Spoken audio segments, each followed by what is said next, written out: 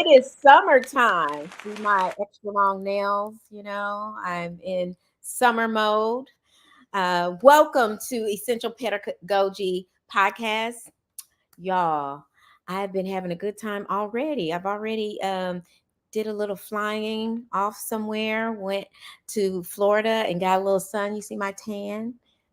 Say you see it, please, because I love a tan. um, I am Steph The Educator, and this is the Essential Pedagogy Podcast. Welcome to my podcast. If you haven't been here before, welcome. If you have, welcome back, guys. As you know, you may not know, but I am a podcast junkie, YouTube and podcast junkie. I don't even have to go on Netflix often at all. I am just nosy. I think I used to get in trouble in school for talking a lot, and I think I talked a lot because I wanted to find out what other people were doing or what they were putting on their paper so that I can do well. But I am nosy, so I want to know what's going on in the world, and I want to do it on my terms. So I don't really watch the news. So I listen to podcasts to get a viewpoint, a different viewpoint than I'm used to. I may want to learn about period pieces. I do research on books. And I listen to NPR a lot. So I get introduced to authors that I probably would not get introduced to. And the last, I should say 2 months or so, I've been thinking about just really taking this summertime to do some reading. I have always been a lover of books. I think that is what has gotten me this far in education. I believe that is what I modeled to my sons, who are also in school and they're lifelong learners. In fact, just a couple of weeks ago, my sons and I had a date at the bookstore. And I know that's odd, but we did. We went to Half Price Books and we went to Barnes and Noble, and we had the time of our lives. We had dinner, and then we're like, "You want to go to the bookstore?" And we're like, "Yeah!" Um, and we talked about books we read and new books that we're into, and it was just a fun time. And I know a lot of people don't look at going to the bookstore or library as an outing, but my sons are 25 and 20, and that was the one of the funnest times we've had in a long time. So just those are some ideas that you could do with your children if you are interested in keeping them from sliding back in literacy. There is a such thing as, you know, uh, you know, like recessing in knowledge a little bit over the summer. And so to keep that from happening, I would suggest that people get a couple of books um, for your children, and not just one copy, but I would suggest, because I've done this, I've gotten 3 copies of a book, and my sons and I would spend 20 minutes every other day reading the 3 copies. We would take turns reading a page, and that way I could hear their reading voice and their cadence, and just understand where they were in their reading and understanding. And we would have very colorful discussions. We still do. This summer, I took some time to think about what books I wanted to read. And so, one book that I'd like to, they did not have at Half Price Books for sure. And I looked for it at Barnes and Nobles because I really do like actual books. I do have a lot of audiobooks, but this summer I wanted to have actual paper books. so that, or hardback book, so that I can just read traditionally. So I was looking for this title. It's called Chicano Frankenstein. Um, the Undead Are the New Unpaid Labor Force. And so I listened to a podcast. I listened to Code Switch. I love Code Switch. Code Switch is a podcast that talks about um, different cultural issues or things you haven't thought about. Um, uh, Native American issues, schooling for Native Americans, um, Mexican American issues, African American issues, um, Asian American, Korean, just all types. And you get to learn about, I feel like, the landscape of the world more when you get a perspective of someone living in a different place. So much so, it uh, gave me a newfound love for a world atlas. And I bought one of these because when they start talking, oh, I guess, can you see it? It's fuzzy. Anyway, when people start talking about where they're from, it makes me curious about their landscape, about the economy there, how money is made, and life is sustained there. Um, Recently, I did take a trip to St. Thomas over spring break, and I was just appalled over how a storm from 2017-16 could come through, destroy a school, and it's not built up back yet. Like, these kids are still having to take a ferry to the main island because in St. John, their school was destroyed. And I was like, this is America. Like, why is this like this? So it just made me more curious about the landscape of other places and the policies and the politics in places and things in our backyard. Because we were in the part of St. Thomas, we were in St. Thomas, which is an American island. um, was bought by Americans with some gold and not very much gold too, but I mean, it would be a lot more now. But anyhow, so I thought about that book. I could not find that book. I'm going to order that book after I finish this book. This book is called James. James is, I've been describing it as a companion to Huckleberry Finn, which was written in the 1800s, but it's not really a companion. It's actually a another perspective or take on the journey that Huckleberry Finn and Jim, which we named him James in this book, the writer did. Well, he, that is his name. I feel like it's a more dignified name for an educated man. James was. This book gives the story of Huckleberry Finn from the perspective of James, which is the runaway slave and the journey he took with Huckleberry Finn back in that time. Now, this book, I was looking for the Frankenstein book because I really fell in love with the author's perspective. On Code Switch, they interviewed him. He's an attorney out of California.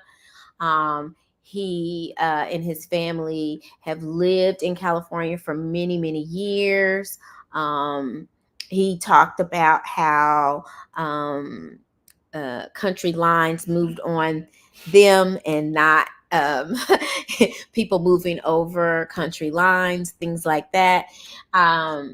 He talked about our political landscape, and I was very curious, especially because I don't read much from Hispanic Americans, but I am going to read that book.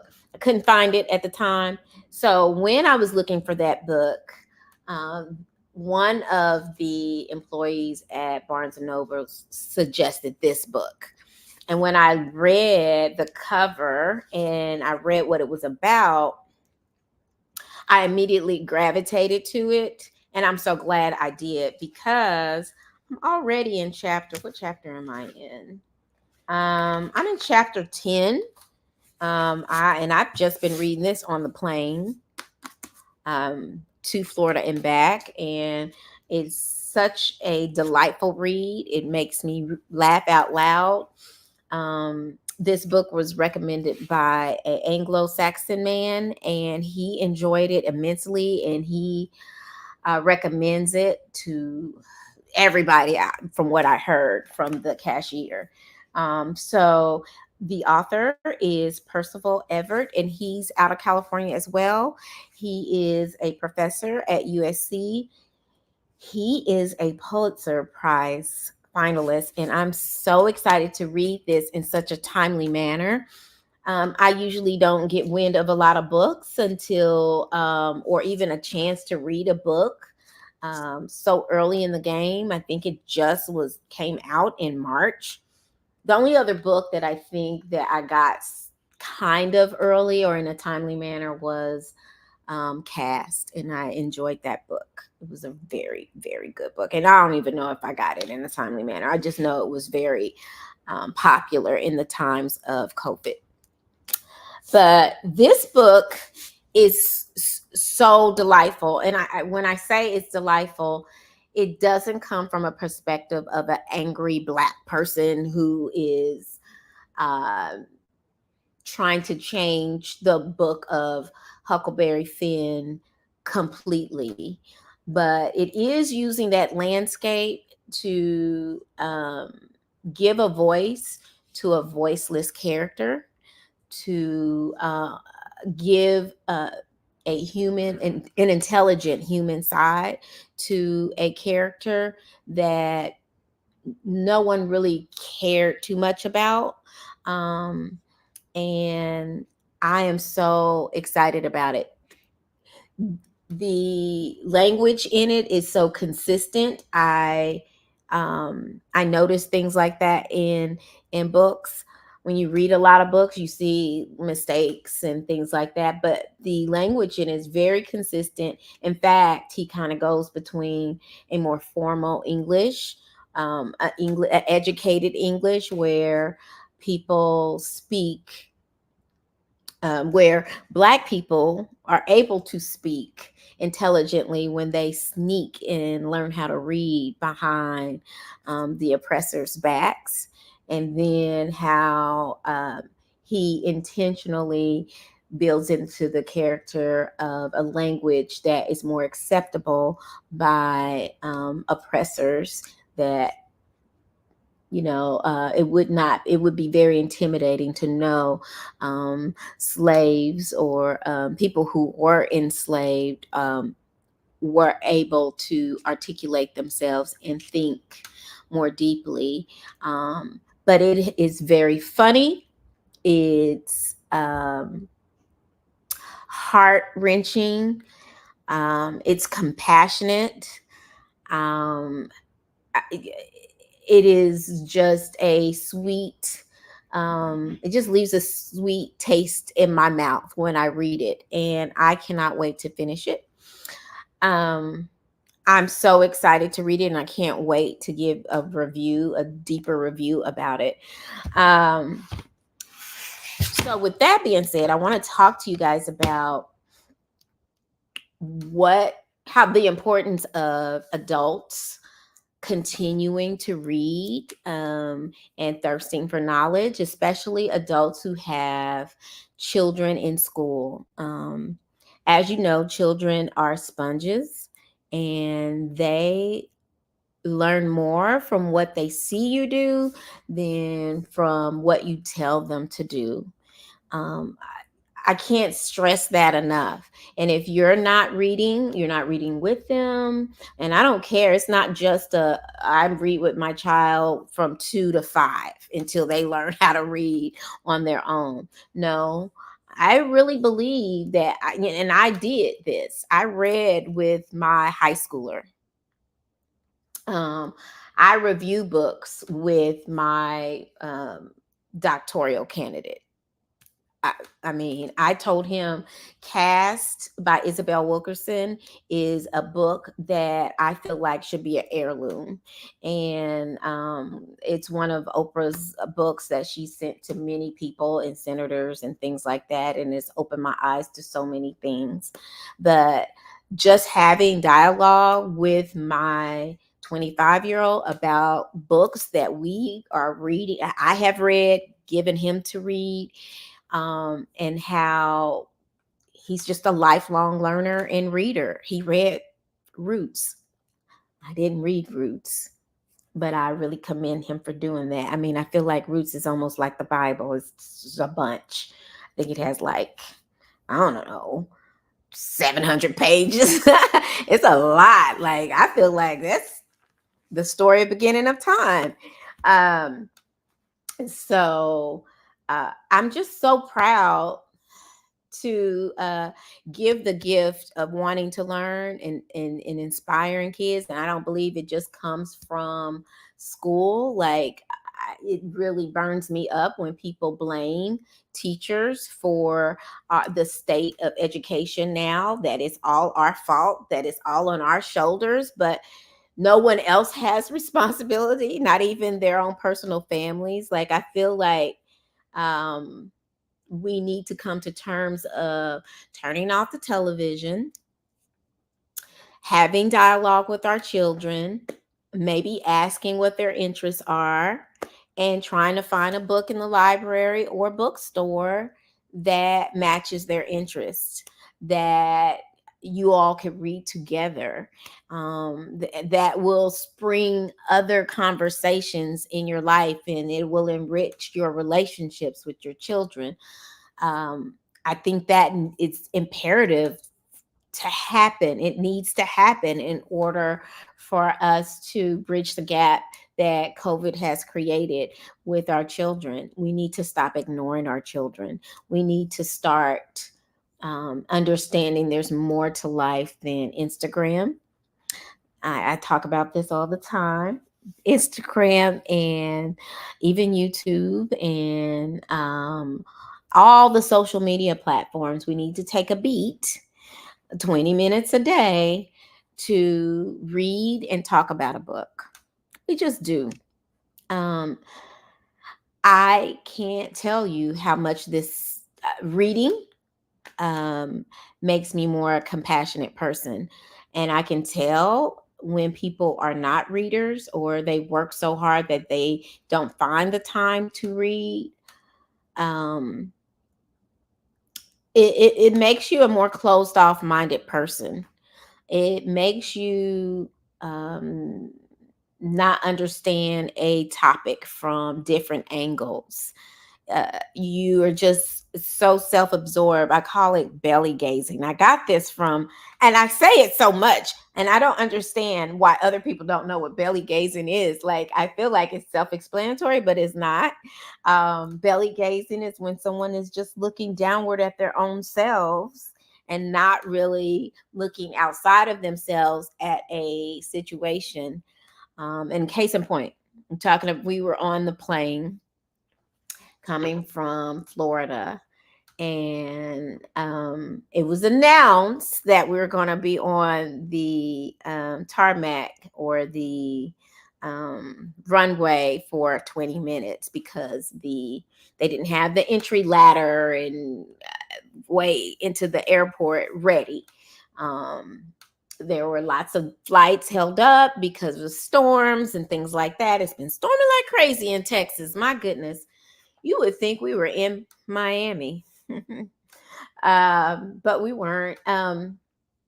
So when we came back to Texas, it was announced that we were going to have to sit down for 20 minutes and that our seatbelts needed to stay on because there is a chance that the aircraft could move. And when the aircraft is moving, we need to have our seatbelts on. So they told us to keep it on, and people immediately start taking the seatbelts off and then saying that they had an emergency, which wasn't an emergency. Their emergency was I have to catch another flight. We get that. That's what airports do. We understand that all of the people here are not, this is not their destination, but it's nothing we can do about this situation. It was kind of out of the especially the flight attendant's hands. You can't just make magic happen, right? That's not her job. So it was interesting that people wanted to know how long it was going to, like, if their flight was going to wait on them, the flight they were going to catch, that we don't know what flight they're on. And there's hundreds of flights out there, but we're supposed to zero on your flight. And there's other people who have flights to other places that are connecting, and they might miss their flight too, but you need just your answer to your question right now. And if you did find out the answer to when your flight was going to take off, or if it did take off, and you're still on this plane for 20 minutes, like, what does that matter? I feel like we should read our book, sit down, and enjoy a book. Have an opportunity to pray. Something other than bugging the flight attendant with your little personal problem.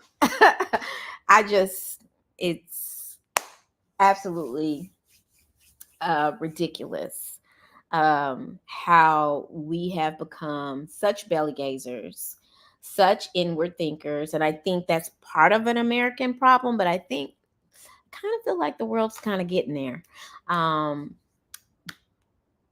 But I want us to do better. I want us to make moves to do better. I want us to do a better job at just paying attention and thinking outside of ourselves. I hope that you guys take these recommendations. And if you read one of these books, man, I am really trying to read that Frankenstein book, because the way that book was described, I was like, I cannot wait. It's a sci-fi book, and I like sci-fi movies, and I haven't really read that many like fantasy sci-fi books. I have read younger age sci-fi books, but not an adult sci-fi book. So I'm so excited about reading that. And I'm going to finish this book. And I cannot wait to hear from some of you guys about these books. Hopefully you read them. Yeah, sci-fi makes my brain jump too. But it is so cool. Like, I love sci-fi movies. And just thinking about what maybe what future might look like, especially when it comes to um, the advances in our medical future, and having limbs that don't belong to you, or people donating something more than just or your internal organs, but your nose and things like that. So but I'm excited about this book. This has already cracked me up and kept me entertained and made my mind wonder. And I'm embarrassed to say I don't remember much about Huckleberry Finn. So I'm learning about Huck also from this book. I remember Huckleberry Finn, and I bought this book with my sons. I remember Huckleberry Finn because there were a lot of American classics that I wasn't exposed to for some reason. And I felt like my son had to read the classics because I wanted him to go far in life. And so I let him read a version of Huckleberry Finn that I probably should not have. And I introduced him to the N word in that manner. I think he was fourth or fifth grade. It's kind of heavy for fourth or fifth grade, but he remembers it.